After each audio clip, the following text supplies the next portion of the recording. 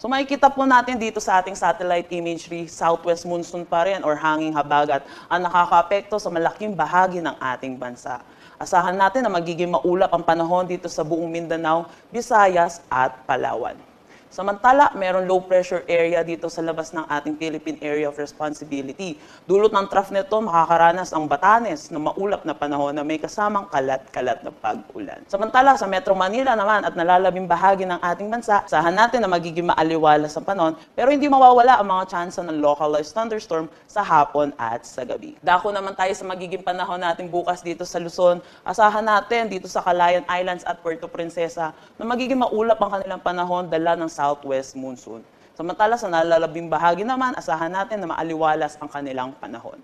Dito sa Metro Manila, maglalaro ang temperatura between 26 to 33, sa Lawag 26 to 33, Baguio 17 to 25, Tugigaraw 26 to 35. Dito naman sa Tagaytay 23 to 31 degrees Celsius at Legazpi 26 to 32. Sa Calayan Islands at Puerto Princesa, maglalaro ang kanilang temperatura between 26 to 32. Dito naman sa Visayas at Mindanao, asahan natin yung western sections, may mga pag-ulan dulot ng southwest monsoon pa rin. Samantala sa eastern section naman, asahan natin na magiging maaliwalas ang kanilang panahon.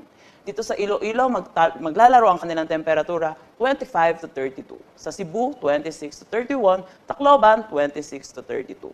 Dito sa Zamboanga, 25 to 32 degrees Celsius, Cagayan de Oro, 25 to 32, at Davao, 25 to 33.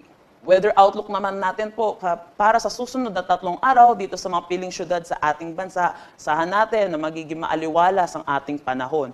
Pero hindi rin mawawala ang mga tsansa ng localized thunderstorm sa hapon at sa gabi. Dito sa Metro Manila, maglalaro ang kanilang temperatura between 25 to 32, Baguio City, 17 to 25, Legazpi 25 to 31, Metro Cebu 26 to 33, at